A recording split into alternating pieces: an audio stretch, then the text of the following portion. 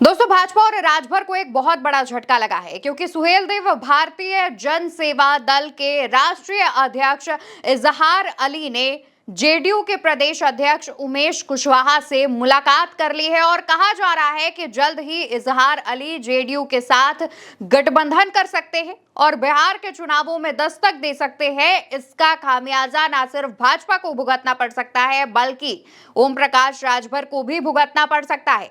विस्तार से इस खबर पर बात करेंगे, लेकिन पहले आप इन तस्वीरों को देखिए जहां पर आपको सुहेलदेव भारतीय जन सेवा दल के संयोजक और राष्ट्रीय प्रमुख महासचिव इजहार अली नजर आ रहे हैं, जो कि जदयू के प्रदेश अध्यक्ष उमेश कुशवाहा से मुलाकात कर रहे हैं। पहले उन्हें शॉल उड़ाते हैं और उसके बाद उनसे हाथ मिलाते, गले मिलते भी नजर आ रहे हैं। जो तमाम तस्वीरें सामने आई हैं उसके मुताबिक कहा जा रहा है कि बिहार में गठबंधन को लेकर के चर्चा करने के लिए सुहेलदेव जन सेवा दल के जो राष्ट्रीय संयोजक हैं वो पहुंचे हुए थे।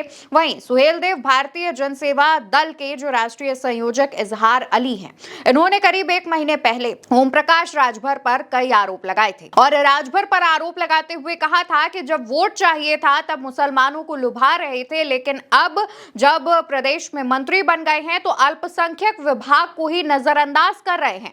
और ऐसा कहते हुए इजहार अली ने सुभासपा से इस्तीफा दे दिया था। उनके साथ 250 से ज्यादा नेता कार्यकर्ताओं ने भी सुभासपा छोड़ दी थी। इजहार अली ने ओम प्रकाश राजभर पर कई आरोप लगाए थे और उसके बाद इजहार अली ने सुहेलदेव भारतीय जन सेवा दल का भी गठन किया है और इसके राष्ट्रीय संयोजक हैं। इजहार अली इन दिनों बिहार में काम कर रहे हैं। उन्होंने जब सुभासपा से इस्तीफा दिया था तब खुद इस बात का ऐलान कर दिया था कि वो काम करते रहेंगे। इसके बाद एक प्रेस कॉन्फ्रेंस आयोजित की थी और उसमें बताया था कि वो बिहार, उत्तर प्रदेश, मध्य प्रदेश जैसे राज्यों में अपनी पार्टी का दायरा बढ़ाएंगे और इसी के तहत इस बार वो बिहार पहुंचे हैं। इजहार अली जब सुभासपा में थे उस दौरान भी उनको बिहार की जो जिम्मेदारी है वो सौंपी गई थी। वो सुभासपा में महासचिव के पद पर थे। उनका जब ओम प्रकाश राजभर से नाता टूटा तो ये बहुत बड़ी खबर मानी जा रही थी। अब हमने इस वीडियो की शुरुआत में बताया था कि भाजपा और ओम प्रकाश राजभर को झटका लगा है।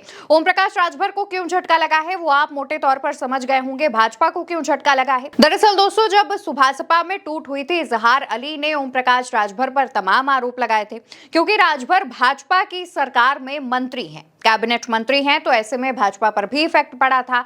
इसके बाद इजहार अली सीधे जेडीयू के पास पहुंचे हैं। जेडीयू पहले से ही भाजपा से तमाम मोर्चों पर नाराज चल रही है। ऐसे में इजहार अली अगर गठबंधन करते हैं तो जेडीयू और ज्यादा मजबूत होगी, जो कि भाजपा बिल्कुल नहीं चाहती है। वहीं दूसरी तरफ भाजपा को एक और झटका ये भी लगा है कि सुभासपा के जो राष्ट्रीय अध्यक्ष हैं ओम प्रकाश राजभर, उन्होंने साफ तौर पर बिहार में अकेले चुनाव लड़ने का ऐलान कर दिया है। यानी कि कई सीटों पर राजभर भाजपा का खेल बिगाड़ सकते हैं। यानी कि भाजपा जो है वो बुरे तरीके से फंसती नजर आ रही है और इसकी शुरुआत जो है वो यूपी से ही हुई है।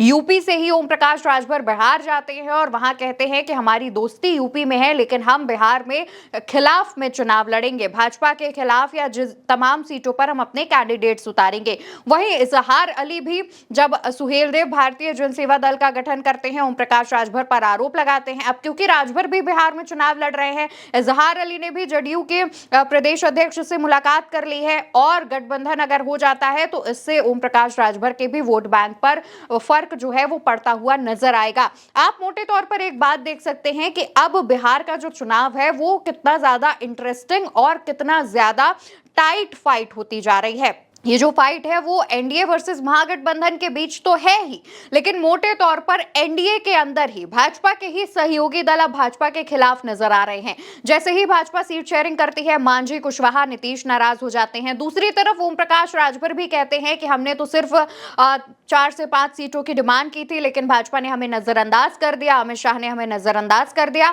अब हम भी चुनाव लड़ेंगे। और करीब 100 से ज्यादा सीटों पर माना जा रहा है कि ओम प्रकाश राजभर अपने प्रत्याशी उतार सकते हैं और अगर ऐसा होता है तो एनडीए को ही नुकसान पहुंचेगा। वोट कटेंगे तो एनडीए के ही कटेंगे और राजभर अगर आरोप लगाएंगे, क्योंकि राजभर साफ तौर पर कह रहे हैं कि भाजपा ने उन्हें नजरअंदाज किया है, तो ऐसे में जब वो यहां पर रैलियां करने पहुंचेंगे तो निशाने पर भाजपा भी होगी और बिहार में वैसे भी भाजपा और जेडीयू की सरकार है।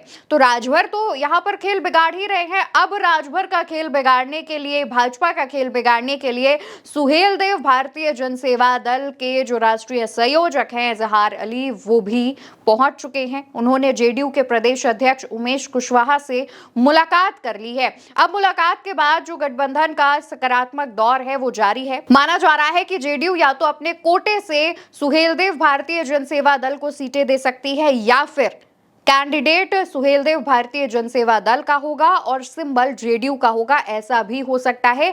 या फिर इसके अलावा भी किसी और मुद्दे पर, किसी और मोर्चे पर भी बात हो सकती है।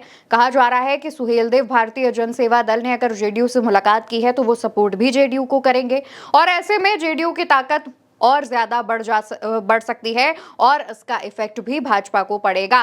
कुल मिलाकर देखा जाए तो यूपी हो या बिहार, भाजपा की मुश्किलें जो है वो बढ़ती जा रही हैं। भाजपा भले ही तमाम राज्यों की सरकार में हो, केंद्र की सरकार में हो, लेकिन इन तमाम मुसीबतों से निपटने का रास्ता भाजपा को अब दिखाई नहीं पड़ रहा है। फिलहाल इस मुलाकात के बाद गठबंधन को लेकर के जो चर्चाएं जारी हैं, उससे जुड़ी अगर कोई भी अपडेट सामने आती है तो आपको पता है कि भारत एक सोच आप तक वो जरूर पहुंचाएगा। याद से चैनल को सब्सक्राइब कीजिएगा जिससे एक भी खबर आपसे छूटने ना पाए। हमारी नजर तमाम खबरों पर इसी तरीके से बनी हुई है। नमस्कार।